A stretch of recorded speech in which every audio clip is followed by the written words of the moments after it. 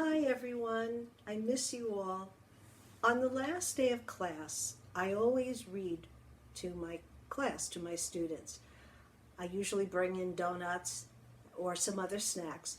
So if you want to put me on pause and go get yourself something to eat, maybe a hot chocolate or a cup of tea or something, you can do that. And then I'm going to read something to you. 3 letters from Teddy. Teddy's letter came today, and now that I've read it, I will place it in my cedar chest with the other things that are important to my life. I wanted you to be the first to know. I smiled as I read the words he had written, and my heart welled with a pride that I had no right to feel. I have not seen Teddy Stallard since he was a student in my 5th grade class 15 years ago. It was early in my career, and I had only been teaching for 2 years. From the first day he stepped into my classroom, I disliked Teddy. Teachers, although everyone knows differently, are not supposed to have favorites in a class, but most especially are they not to show dislike for a child, any child. Nevertheless, every year there are 1 or 2 children that one cannot help but be attached to, for teachers are human, and it is human nature to like bright, pretty, intelligent people, whether they are 10 years old or 25. And sometimes, not too often, fortunately, there will be 1 or 2 students to whom the teacher just can't seem to relate. I had thought myself quite capable of handling my personal feelings along that line until Teddy walked into my life. There wasn't a child I particularly liked that year, but Teddy was most assuredly the one I disliked. He was dirty, not just occasionally, but all the time. His hair hung low over his ears, and he actually had to hold it out of his eyes as he wrote papers in class. And this was before it was fashionable to do so. 2, he had a peculiar odor about him, which I could never identify. His physical faults were many, and his intellect left a lot to be desired also. By the end of the first week, I knew he was hopelessly behind the others. Not only was he behind, he was just plain slow. I began to withdraw from him immediately.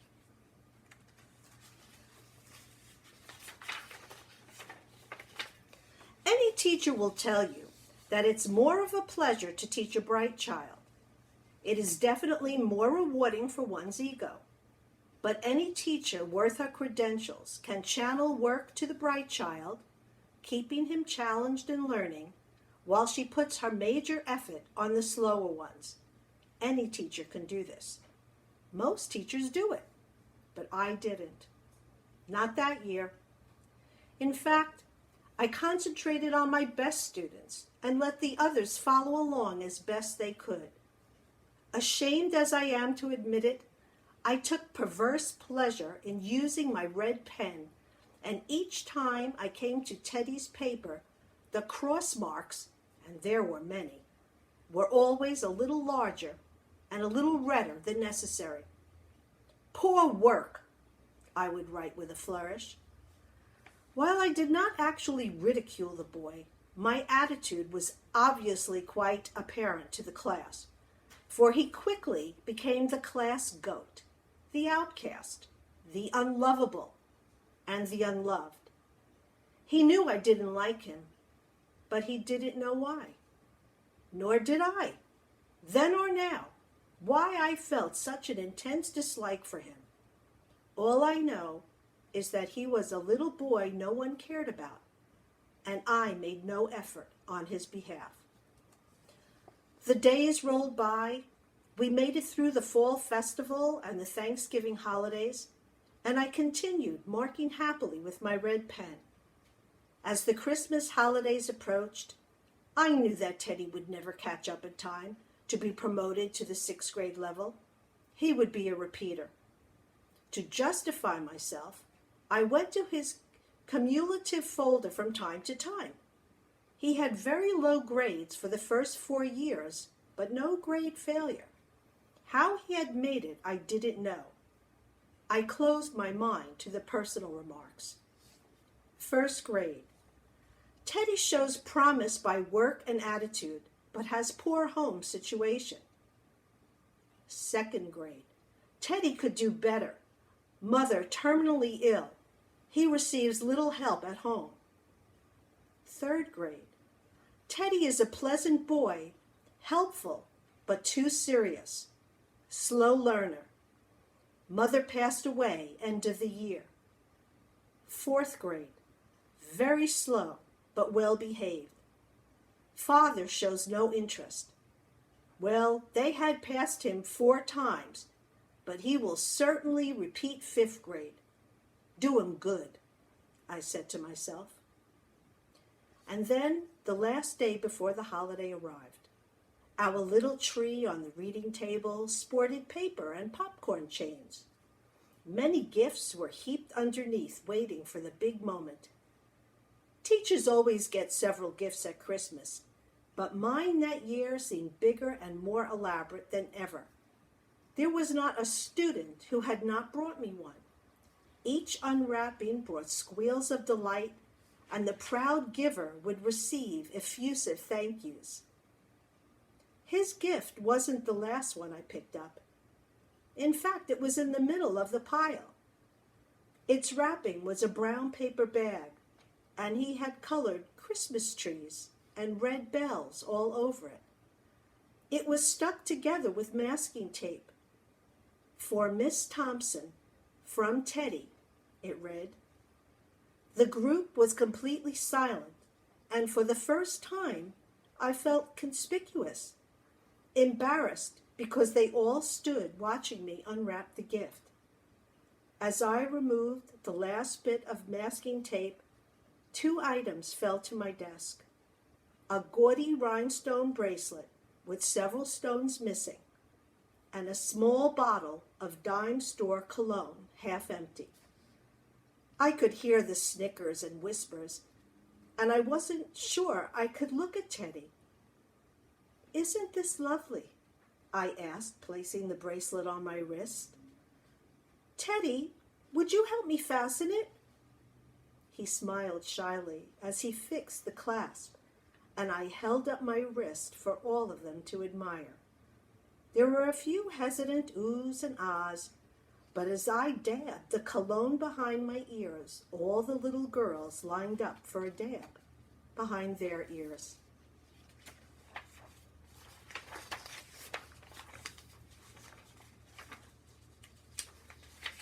I continued to open gifts until I reached the bottom of the pile.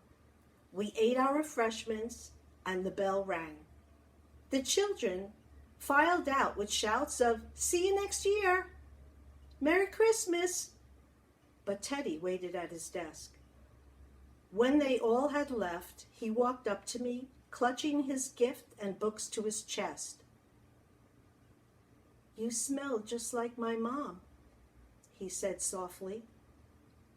"Her bracelet looks pretty on you, too. I'm glad you liked it." He left quickly. I locked the door, sat down at my desk, and wept, resolving to make up to Teddy what I had deliberately deprived him of, a teacher who cared. I stayed every afternoon with Teddy from the end of Christmas holidays until the last day of school. Sometimes we worked together. Sometimes he worked alone while I drew up lesson plans or graded papers. Slowly but surely, he caught up with the rest of the class. In fact, his final averages were among the highest in the class. And although I knew he would be moving out of the state when school was out, I was not worried for him. Teddy had reached a level that would stand him in good stead the following year, no matter where he went. He had enjoyed a measure of success. And as we were taught in our teacher training courses, success builds success.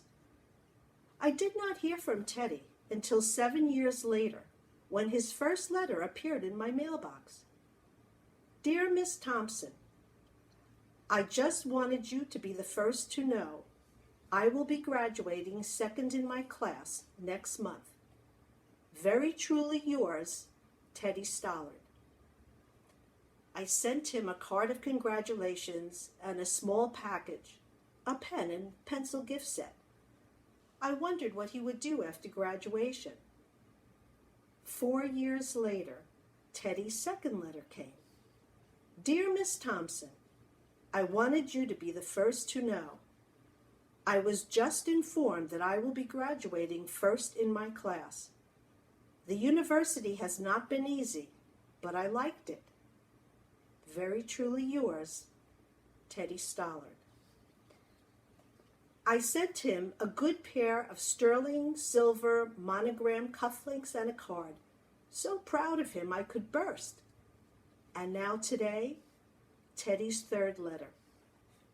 Dear Miss Thompson, I wanted you to be the first to know. As of today, I am Theodore Stollard, M.D. How about that? I'm going to be married in July the 27th, to be exact. I wanted to ask if you could come and sit where Mom would sit if she was here. I'll have no family there, as Dad died last year. Very truly yours, Teddy Stollard. I'm not sure what kind of gift one sends to a doctor on completion of medical school and state boards. Maybe I'll just wait and take a wedding gift. But a note can't wait. Dear Ted, congratulations. You made it, and you did it yourself. In spite of those like me, and not because of us, this day has come for you. God bless you. I'll be at the wedding with bells on. This was written by Elizabeth Silence Ballard.